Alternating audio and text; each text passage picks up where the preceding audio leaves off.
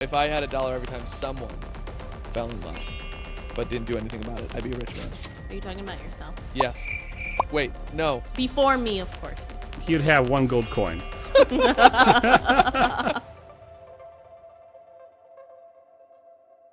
Welcome back to the SideQuest Book Club podcast. I'm Shiara, and today we'll be diving into Volume 2 of Pride and Prejudice. This section gives us questionable marriage choices, London disappointments, awkward encounters with Mr. Darcy, and one of the most memorable proposals in all of literature. Let's get into it. He proposes at the end? Are you kidding me? You're joking. What book have I been reading? What are you reading?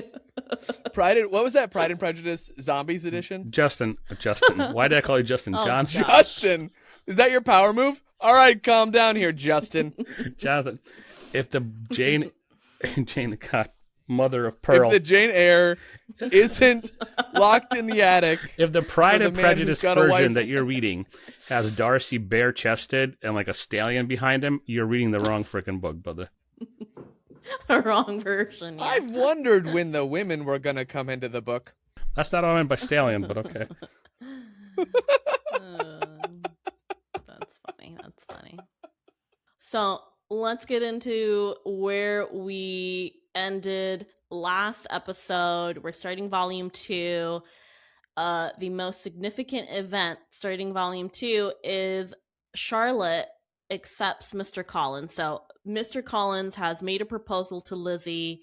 Lizzy absolutely rejects him because he's a ridiculous man, conceited, pretentious. And so she says no. No. Randy?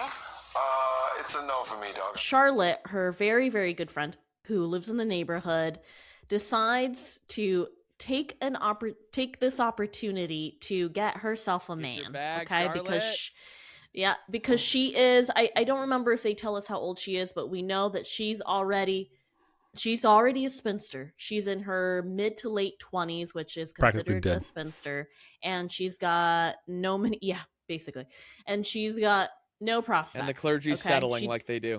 She doesn't have a ton of money. She's not very good looking. We find this out at some point in the book. I think Mrs. Bennett points this out. The poor Charlotte. She's not even really pretty.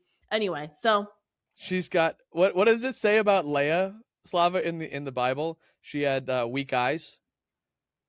What does that mean? If I may interject here, and I understand that, in this time period, you wanted to get them early because of the childbearing thing, right? But maybe I'm overthinking this, but let's say you marry a woman at 19 and you're Darcy or a Darcy-esque guy. So you marry somebody at 19 versus somebody at 22. Like, besides the obvious stuff, which in itself is, ridiculous, what the hell's the difference? And by obvious stuff, I mean, okay, childbearing years... Shortened lifespan? They didn't live that short back then. It wasn't like they died at 30. This is not the prehistoric era. I can't pronounce words today. That's right. This is not the prehistoric era. T-Rex just comes down. I think we got a new version of Pride and Prejudice. So, culturally, let me rephrase the question more succinctly. Culturally, what the hell's the difference? And I'm, fine. So at 22, she's already 3 years into giving him kids or not giving him kids. At 22, she might be, she's already older than the other people in the pool of women. But no, that's practically and what they considered scientifically. But culturally, like the culture tradition dictates that you should marry before, let's just say 22, because Lizzy at 21 is an old spinster apparently. Yeah. Any insight into what the cultural kind of tradition behind that is, besides just stuff that I called obvious? Yeah, the childbearing aspect. Yeah, having as many children, right? So if you had money, you wanted an heir to your estate, and back then it had to be a boy. So you wanted as many opportunities to have as many boys as possible so that your eldest was a boy, right? Which sometimes didn't happen. So there's so that you don't have a Mr. So there's Collins that aspect where you're getting kicked out. So you don't have a Mr. Collins situation where now none of the girls can inherit, so it gets passed down to whoever the nearest man Okay, so I guess family is. okay, that does answer my question. I was trying to dig for more, but I think that is it. At the end of the day, it was that. I think that there are other aspects that go beyond just childbearing. I think that the whole idea of like the influence that a husband has over their wife and getting them at a young age means that you have more influence because they're malleable at a younger age. There it is. Because men, it's not like these guys weren't like 22 getting married. Mr. Darcy, right? We actually don't really know his age, but we can assume based on his wealth and the kind of life that he lives that he's probably at least 8 or more years older than her. He's probably in his 30s and she is in her early 20s. She's only 21. We find that out in volume 2, right? When she's at Lady Catherine de Bourgh's house and she's like, "Pray, how old are you?" And she's like, "Well, you wouldn't believe me if I told you that I'm only 21 years old." And Lady de Bourgh is just like shocked that she's so young and so opinionated, right? And I think that that's also one of the reasons why Darcy likes her so much. But yeah, he's got to be in his late 20s, early to mid 30s. There's at least a 10-year age difference. Yeah. And guys can impregnate women for as long as they're alive and able, but women can't bear children for very long. No, that makes sense. Not to mention that women, that people, there were the issues of like the mortality rate of women when they were giving birth. And then like becoming sick.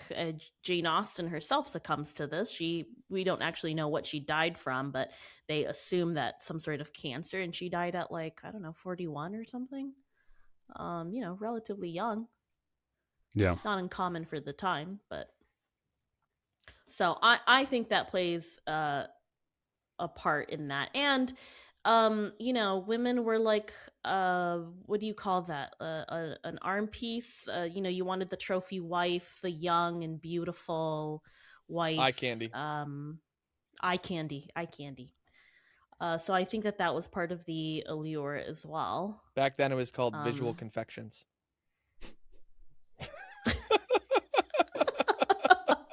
For a second I was like, really? I don't remember reading about this and any of my Jane Austen analysis stuff. Carry on. Yeah. But yeah, it's kind of gross. Right? It's like, definitely it's pervy. But that's how it was. And young ladies that were 15, there was and Mrs. Bennett sort of alludes to this. She thinks it's a compliment for a girl of 15 to be proposed to because, wow, she's so young. She was able to get a husband so quickly. And she talks about this in the first volume. If you remember in the Netherfield Ball, before all the Bingleys leave and go back to London, she's like, well, Jane almost got married. There was a officer that was interested in her when she was 15. It's a point of pride for her, but she was only 15, and that was still considered very young to get married, but not inappropriate. So girls could marry at that age, assuming that they were out in society, which I don't know if we've talked about. We haven't. But there was going to say a period. We have a little bit, right? Yeah. So there's a period of like, let's call it incubation, right? They're a little girl and then it's like a chicken sitting on eggs. Like a chicken. Yeah, no, seriously. There's a period where they are being taught to run a home, how to be a lady. They have to learn how to sew and how to play the piano and learn different languages and have a conversation and all these things. And so then you get to an age where you are allowed to be seen out in public, always with a chaperone. Now it means that you are out in the market, you are looking for a husband, and men can court you. Before that age, young girls were not allowed to be at evening parties or balls or anything like that. They had their governesses that were responsible for them, or whoever took care of them, and they were sort of always behind the scenes. Once they are out, that's what they called it, they are out, that means that they are out in society and they can accept proposals from men, a lot of times around the age of 15 to 18. You really wanted to be out there by the time you were 18, because clock starts ticking at 18, and then pretty soon 25 is there, and now you're a spinster. Well, and being out in society, there was like some sort of ceremony, right? Like whether it was like at a ball or something with Bridgerton, like they have like some of that in Bridgerton, some sort of ceremony where it's like, okay, the women are presented for the season. I don't know if that was accurate or if it's just like a Netflix retelling, but it's it is accurate. It depended on your wealth and nobility. So if you were of noble family, then you had to be presented at court, and that meant you were presented to royalty. So whoever was king or queen at the time, and then they knew you were on the map. And people knew who you were, and you could have suitors. And it was also known, and this is like there's a lot of talk about this in the book, of how much people make and how much they will inherit. Women, it's, she's going to inherit, 8,000 a year, and men, it's like, he makes 10,000 a year. There's a lot of talk about that. So money is important. That hasn't changed. That hasn't changed. No. Another thing that hasn't changed. Women who want to marry men that are a little wealthier. I mean, they've done studies on that. It's not untrue. Now, this brings up another question that's in my head. This is the one where Slava takes over, I guess. It's more of a commentary, not a question. I'm going to phrase it as a question, though. Why weren't boys presented at 15 and being married off? If, this is what I find interesting in modern society with the circles that I mentioned, previously, where, she's so mature for her age.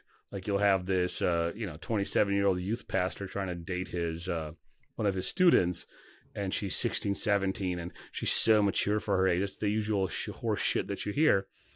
Well, he's not hanging out with her classmates going, hey guys, let's go grab a beer and watch the game. You guys are so mature for your age. We can talk philosophy and theology and, the Redskins.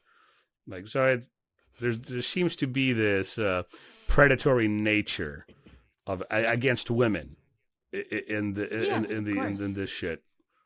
Not seems is. I'm just going to state it outright. It is. There it is. Yeah.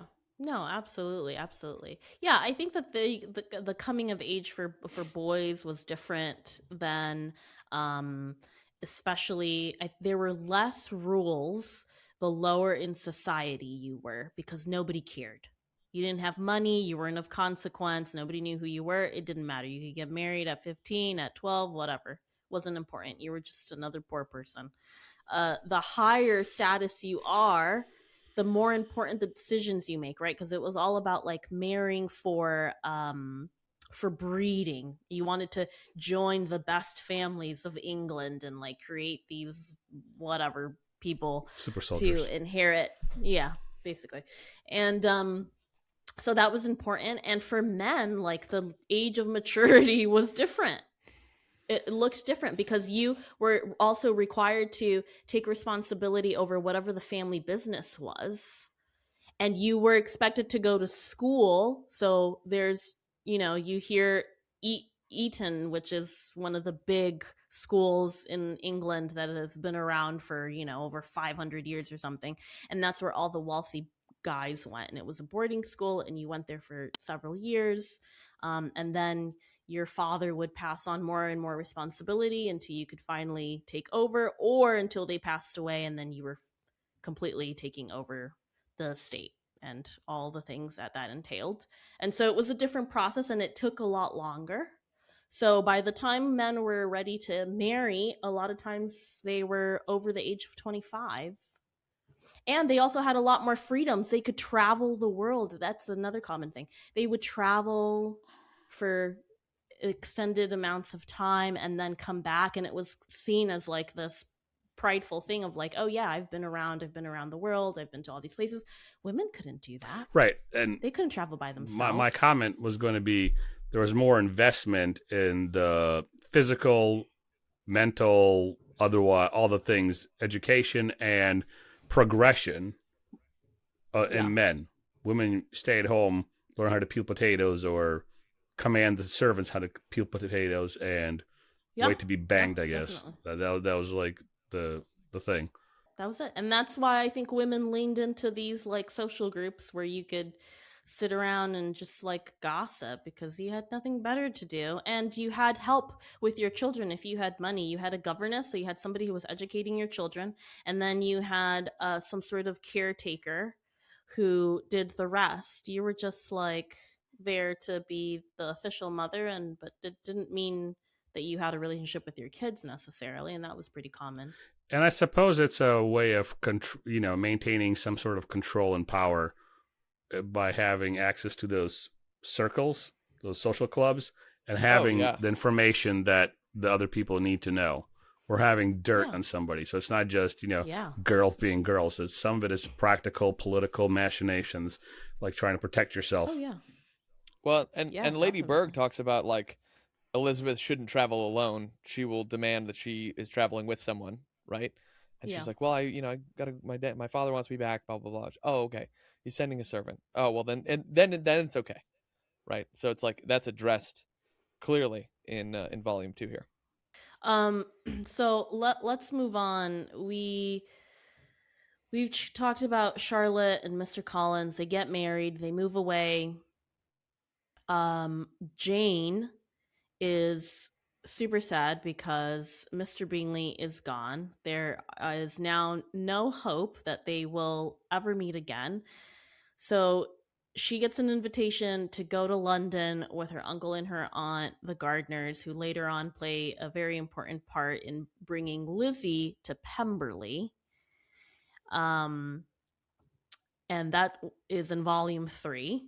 But Jane goes over there and she's hoping that she might be able to see Mr. Bingley. They might be able to reconnect. At minimum, see his sisters. And then she finds out, she goes to visit them. There's a very uncomfortable interaction between the two sisters and Jane. And she realizes this entire friendship has been a lie. They're actually really impolite. They're not very kind.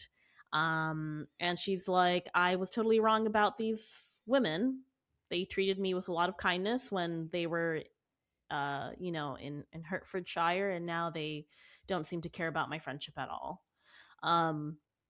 So that happens. And then Lizzy gets an invitation to go to Rosings Park and stay with Charlotte and Collins, Mr. Collins. And this is really important because while she's there, Mr. Darcy shows up to visit his aunt, dun, dun, dun, dun. And he stays there for a few weeks. He's there with his cousin, Colonel Fitzwilliam, and this is really like the juiciest part of the book because there are a lot of interactions with Mr. Darcy and Lizzy, and it's more awkward than ever before.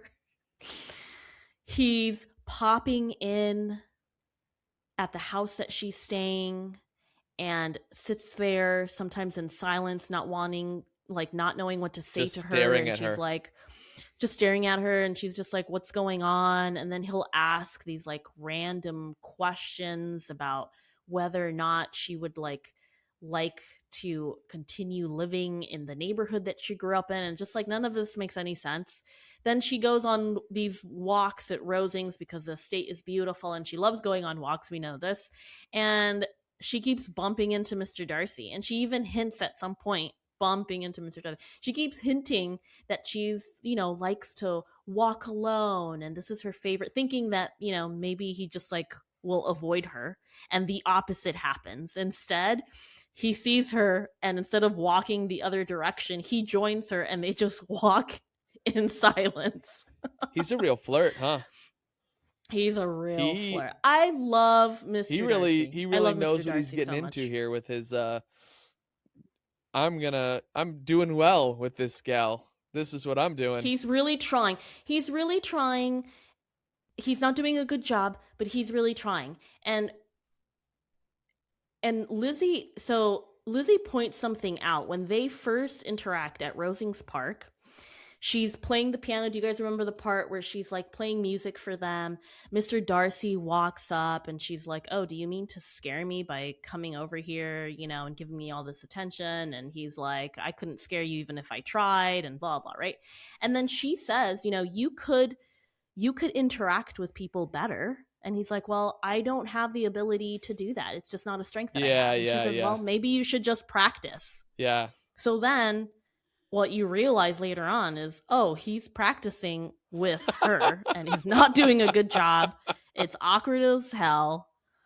And well, she's also a little bit prejudiced against him because of all the crap she's heard.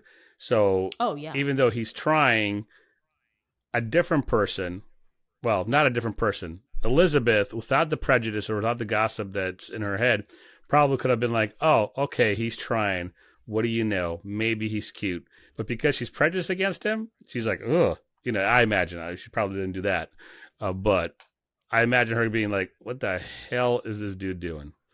Walking alone. I like walking alone."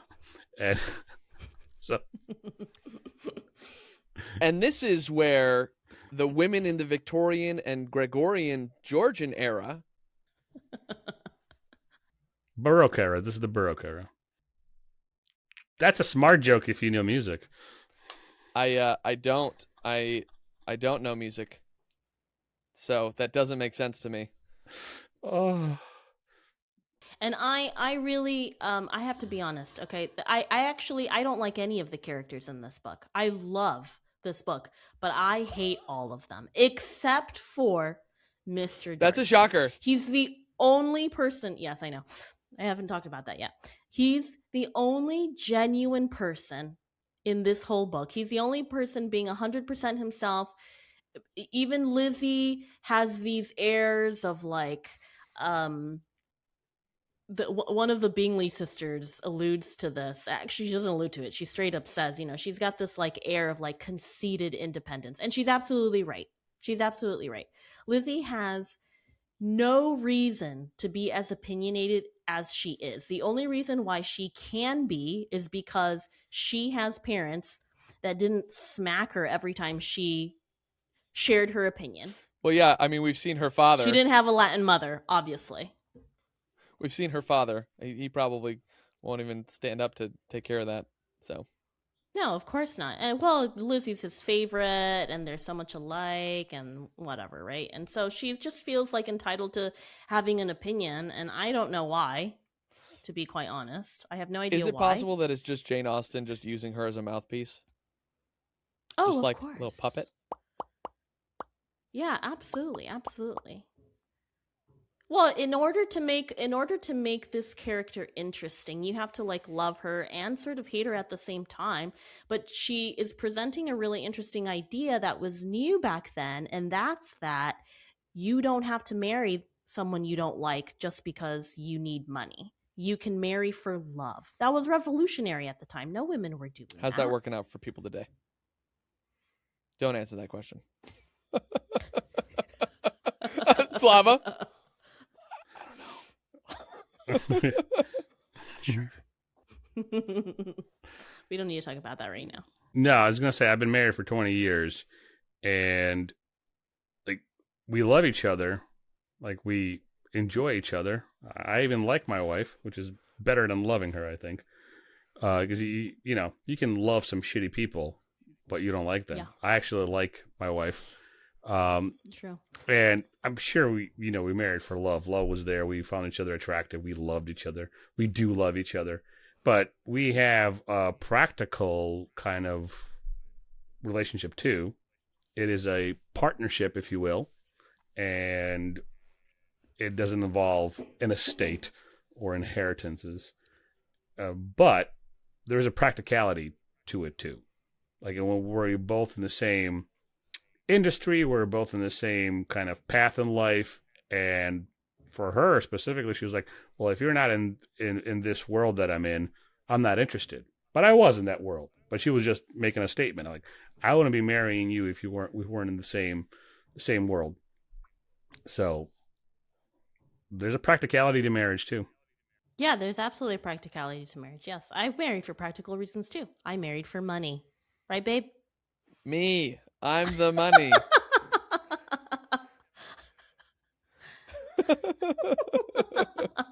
I've got at least one. Money first, love after. I've got at least one. I'm just kidding, babe. I love you. Coin with my name on it. I won't let her have it. It's mine. If I had $1, right, just $1, every time I saw someone falling in love but doing nothing about it, I would be a rich, rich man, right? And so this gets me to Mr. Darcy, who's a pansy, and he feels caught up in his feels, and he wasn't willing to address with Elizabeth about how he was feeling, and he's like, I finally need to do it, and he feels this I'm gonna just use it, he feels an ejaculation of emotion, right? And I don't know what book you're reading. Either you don't know what book you're reading, or you're not reading the same book Shiara and I are reading. Because this is like the second time you've attacked Darcy, and then the other time you attacked like his freaking servant inheritance douche that you thought was trying to. Yeah, because you had misread it that he was lying that he's going to inherit all of Darcy's money, and now as you're a saying that Darcy's citizen, that is the way that it read. I am not. Which version did you buy? Did you buy the 1860 version or whatever the hell this was published? Darcy has a lot of hair. He's on a horse, and it's like blowing in the wind.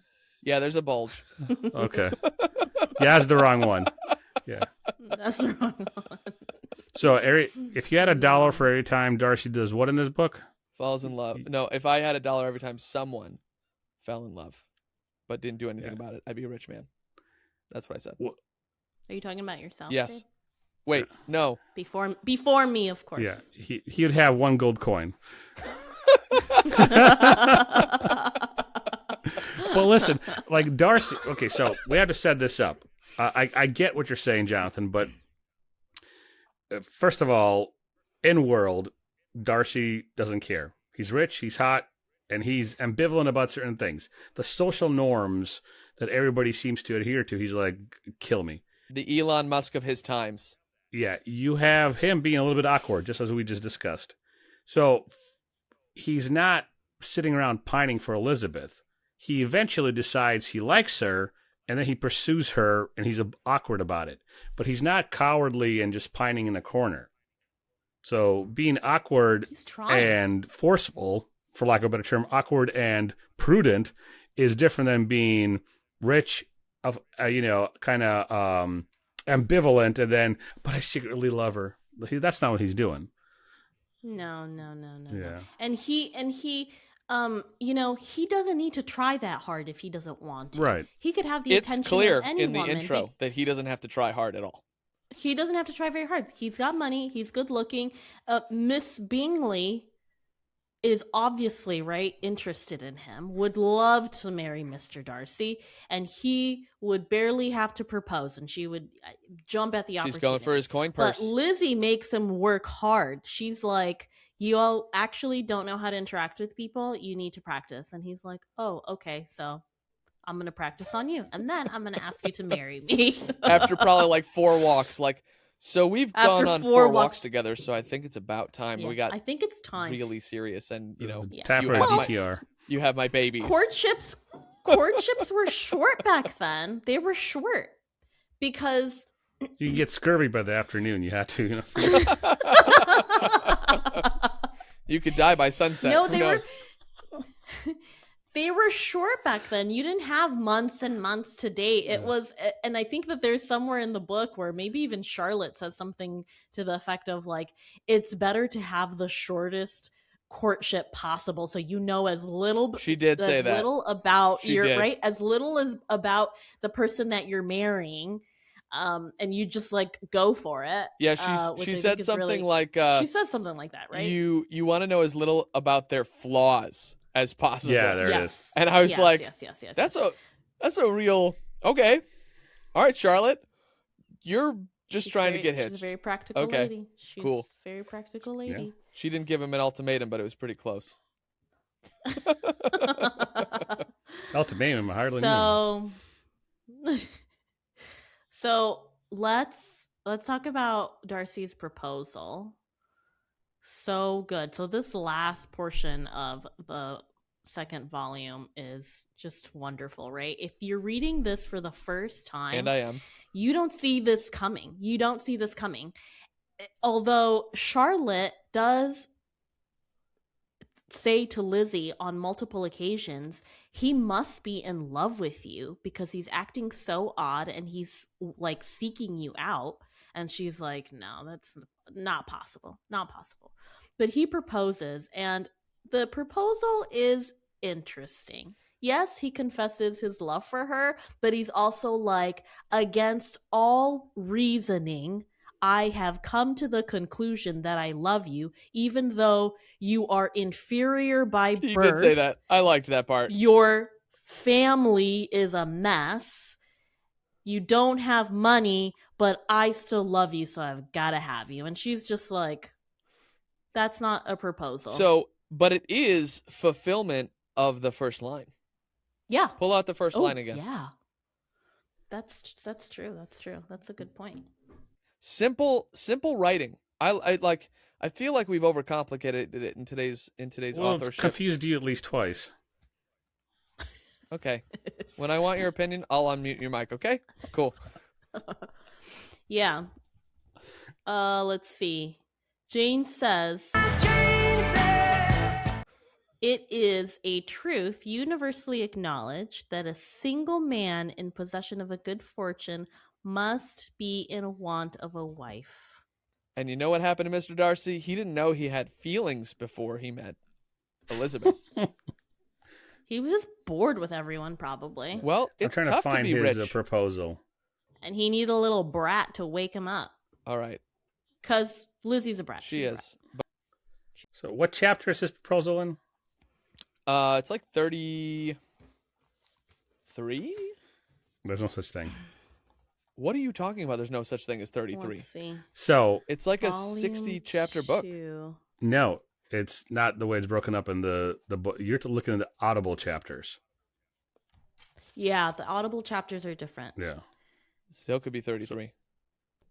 Oh, it's where he says, "In vain I have struggled. It will not do. My feelings will not be repressed. You must allow me to tell you how ardently I admire and love you." Yeah, that's it. That's where it starts. In spite of her deeply rooted dislike, she could not be insensible to the compliment of such a man's affection. And though her intentions did not vary for an instant, she was at first sorry for the pain he was to receive.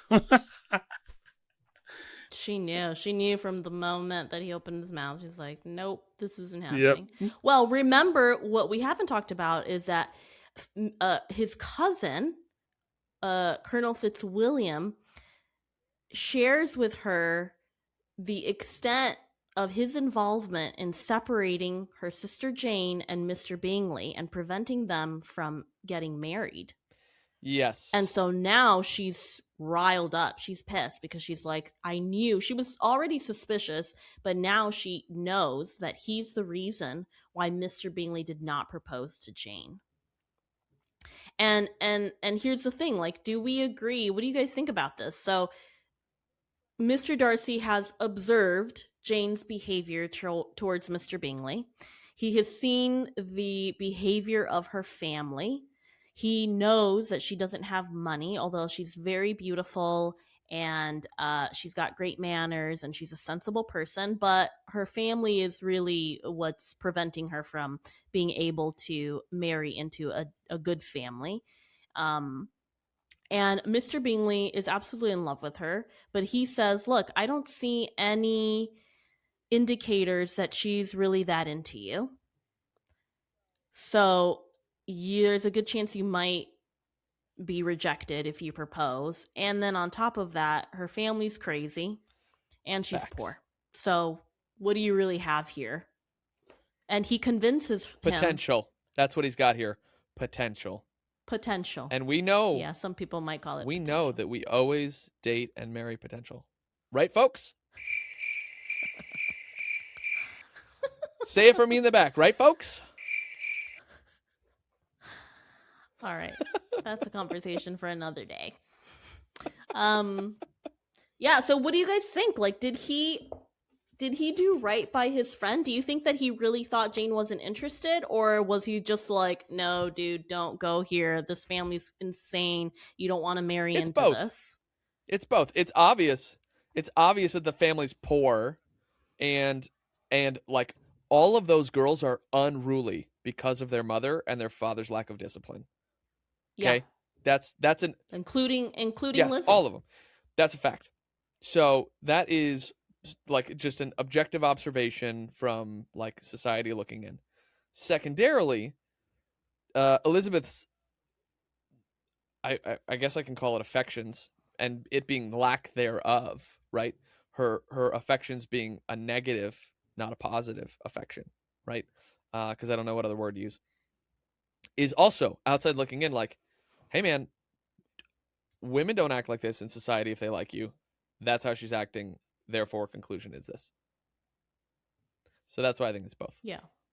And we know that Jane is a mild-tempered young lady. She's not going to be super obvious in her feelings. She's actually, out of all the sisters, the most reasonable, the most well-behaved. Most put together-ish.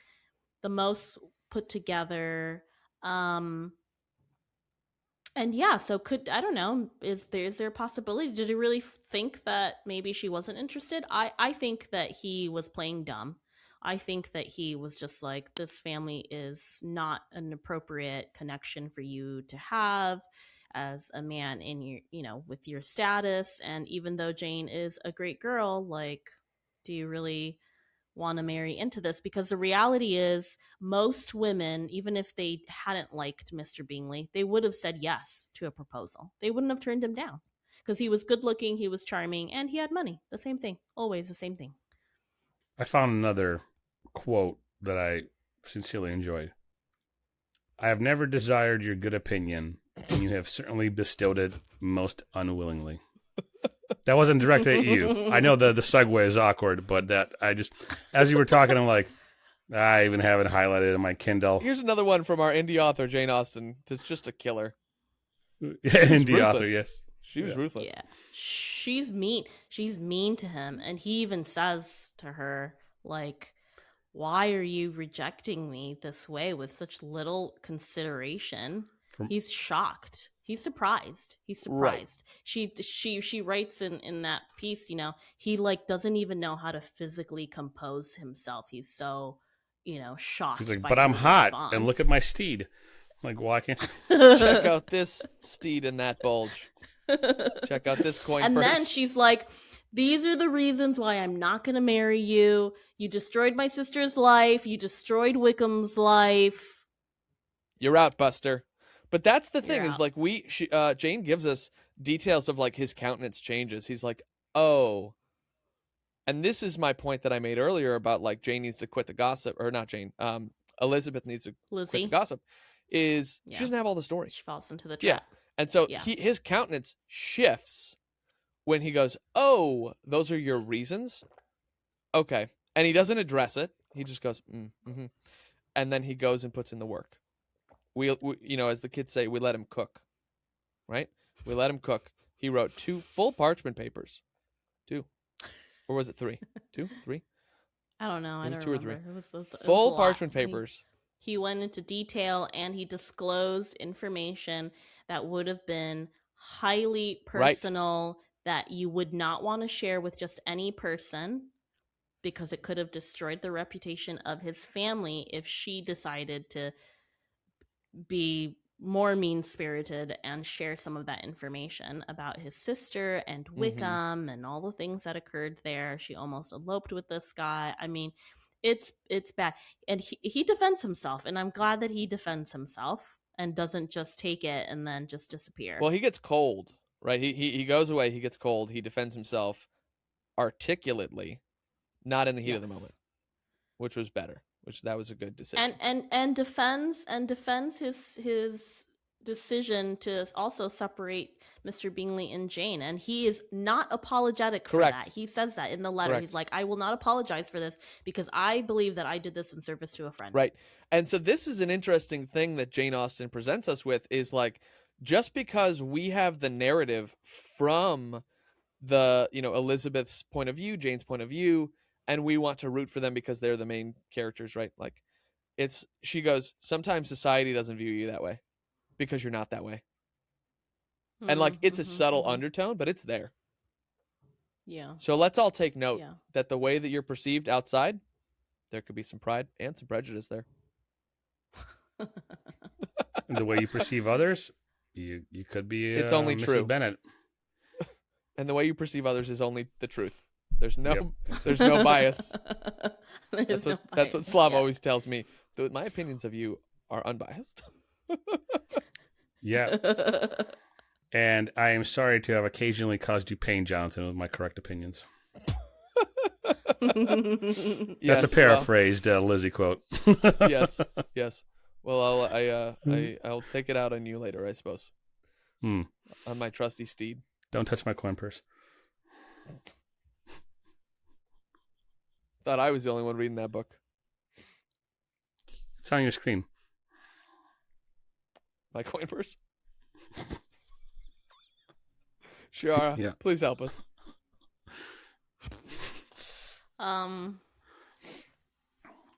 This is why we can't read these books. Well, next up, Sense and Sensibility. The proposal that goes awry because he tells her, I have no reason to love you, but I do. You piece of shit, come here and give me a kiss. Paraphrased.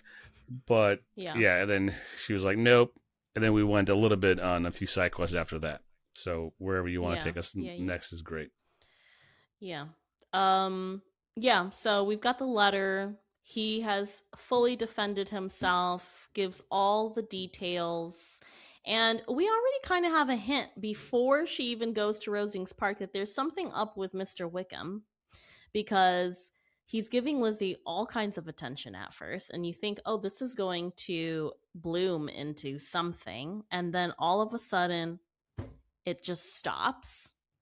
And there's another young lady who has inherited a large amount of money, and all of a sudden his attentions are directed towards her. And Jane's aunt is the one that points this out, and she's like, this seems a little suspicious. Maybe you should create some space there. And luckily, she listens to her aunt's advice and creates some space there, because she does see that it is odd that he shifts his attention to somebody else who also happens to just have inherited massive amounts of money, and now he's all of a sudden interested. Well, and then that puts credibility towards what Mr. Darcy tells her in the letter.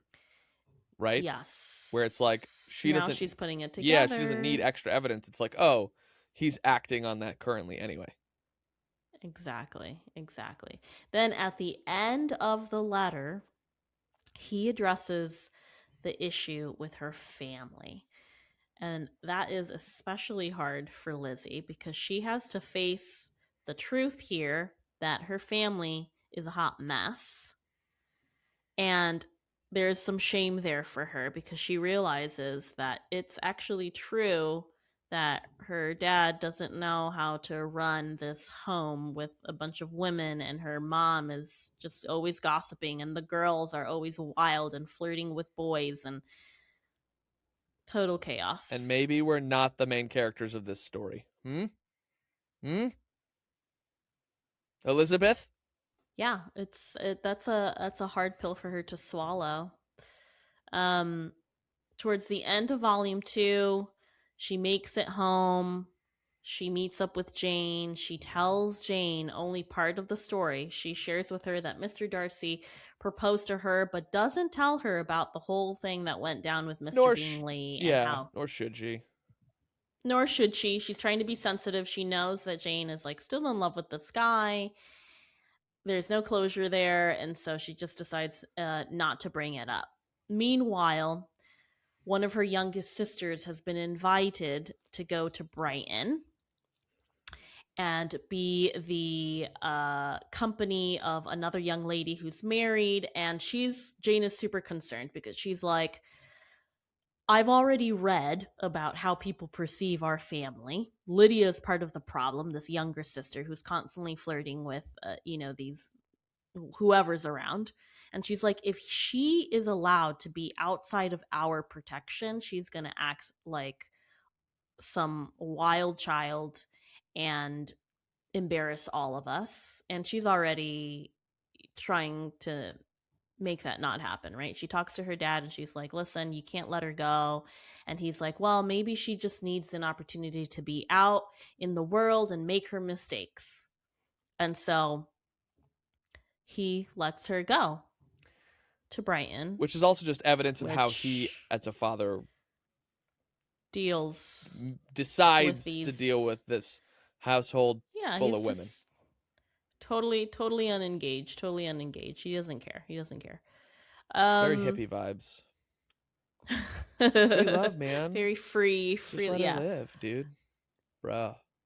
Chill. And then somewhere in the end there, just before we reach the end of the second volume, Lizzy is invited to go with her aunt and uncle to Pemberley, where Mr. Darcy lives, and she is mortified. She does not want to go anywhere close to where he lives because she's scared that they'll bump into each other after everything that happened. But she has been told that he is not home. And back then, if you had like this large estate, they would open up their homes to the general public like a museum. And you could walk through people's homes.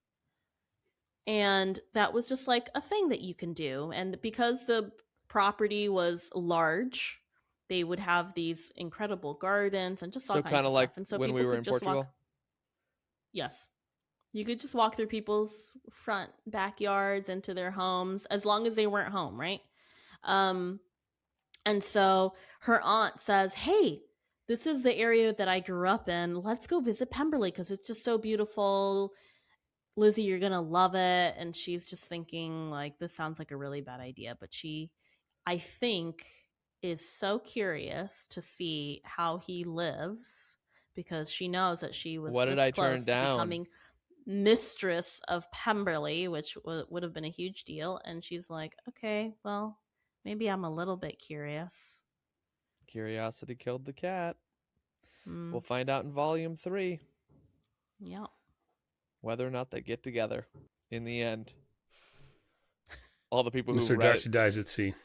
He's called to war. They need him on the front lines.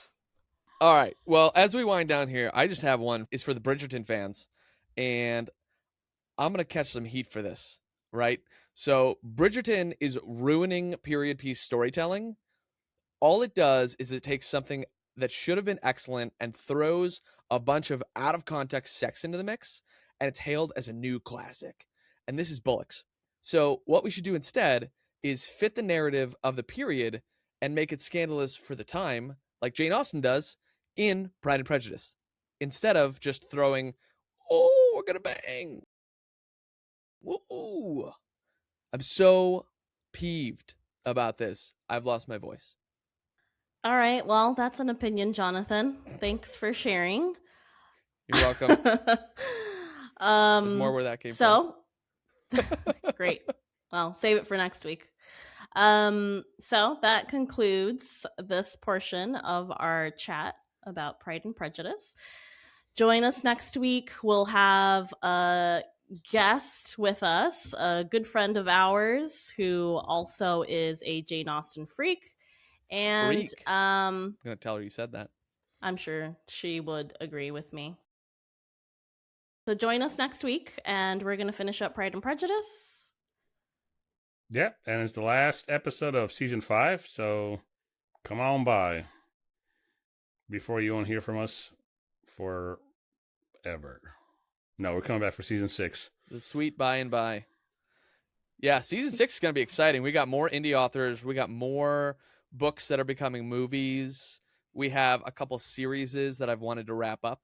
And wrap up is a loose term because it's like they're not done series. It's the Kingkiller Chronicles by Patrick Rothfuss and Scott Lynch with the Republic of Thieves back with Jean and Locke. It's gonna be a killer season. Not to mention all of our secret indie authors that we're gonna have on as well. So stay tuned. All 4 of them. Did you say 4 of them? It's just Slava in different hats. One of them is Slava with a clearly fake mustache. Yeah. Like the mustache that Brian has in Family Guy when he owes Stewie money. Morning. Good day to you, sir. Hey, wait a minute. What the hell? Buongiorno. All right. See you guys next time after the summer. If you like these books and more, be sure to subscribe on YouTube to join the Indie Author Uprising. I have a favor to ask you. If you like what we're doing, the simplest way to support the show is to hit subscribe. In return, we'll keep leveling up, and we'll listen to your feedback and read authors that you suggest. And of course, we'll take side quests along the way. Thank you for joining us, and we'll see you next time.